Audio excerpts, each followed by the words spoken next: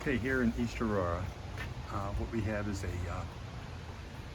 bit of a commercial dilemma here. So what the customer wants us to do is nothing on the upper, but right on these lowers, the green gutters are coming off. And he's got a drive-it system. So what we're going to attempt to do, I'm going to see if I can find some red vinyl, possibly vertical, going through here, because after reviewing this, I think what's going to be the best spot for him is we can go ahead and put channel in here and here and stick with the brown, the musket brown, all the way to under here. So we can do this header all the way through in a musket brown vinyl, all the way through from end to end. Then on the face, our musket brown will stop there, and then what we might end up doing is taking and furring all of this out at 1x3, even keeping the jog back in there. And then once the gutter's down, we're probably going to end up cutting the bottom 6 inches and putting 1x6 fascia board up there, or 2x6 fascia board, either or, whatever that comes out to be once we take the foam off of the drive-it. I think it's 1.5 inches foam by the time we're done. So we can run our vinyl soffit up to this corner, and then we're going to look for a red vertical. If we can't find a red vertical soffit or siding, then we're going to go ahead with a solid trim coil. And this trim coil would probably, what we'd end up doing is taking and run ourselves a piece of 1x6 or 1x3 across the bottom, so we can create some rigidness. You know what? Let's make it a 1x6, so that way it's halfway down.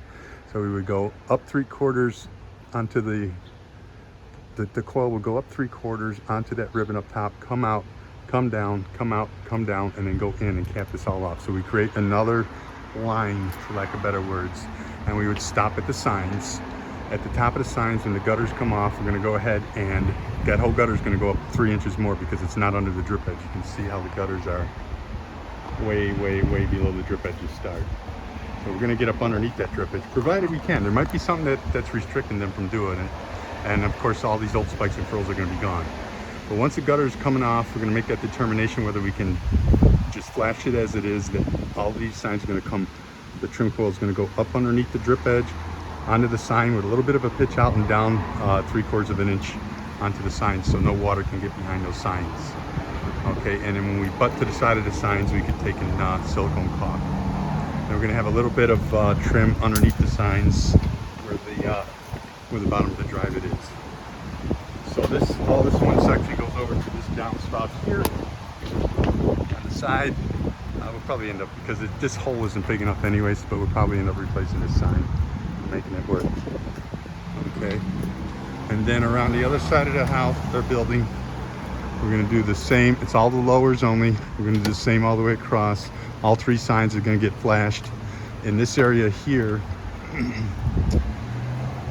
can see where the top of the drip edge is. We're going to come straight across just about where that crack is. And we're just going to turn this corner maybe about 1 foot or so. And this is going to cut, this will be all red trim coil right in here.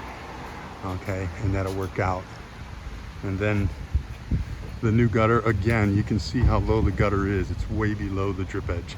So that whole gutter system is going to go up 3 inches, which is going to be huge. And then of course all of this will just be the brown vinyl, which is a moot point, it doesn't matter. But your red will be from the street, and you'll have the two-tone color and that added additional rigidness in it. It's going to look nice. And then, so everything's got to pitch this side over here. We got to run an extension from that downspout directly into the lower gutter. Just run it into this lower gutter and let it find its way over here. There's no sense in running that spout across the wall to come into here. Just let it go in that gutter, because it's going to be big enough to handle it now. And then what he wants to do is we're going to come down with about 1 foot PVC, all Schedule 30 PVC pipe, go at an angle across here, and then come down with an elbow coming out here. And he's going to try to put something here, whether it be a bench or something that you can't kick anything. I got some real good ideas for that too. And then that way you can get the pipe out onto the blacktop, which is where it's supposed to be. His goal is to move this downspout onto the roof, so it's not here anymore. But this has been a problem, and then when we take those gutters off, we'll be able to see what